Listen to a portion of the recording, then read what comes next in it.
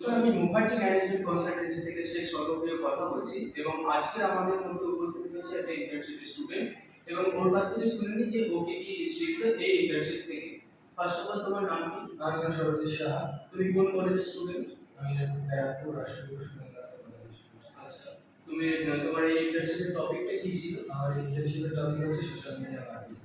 তুমি আমাদের কাছে শেয়ার করো যে এই ইন্টার্নশিপ থেকে তুমি কি কি শিখবে।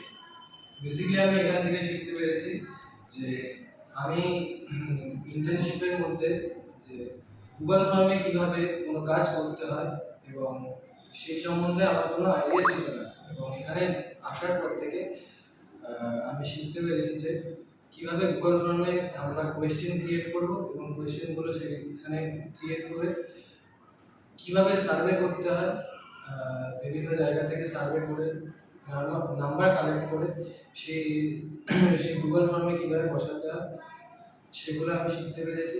এবং সেই গুগল ফর্ম থেকে ওয়ার্ডে কীভাবে আমরা আমাদের ডাটাগুলো কনভার্ট করবো ওগুলো আমি শিখতে পেরেছি এখান থেকে।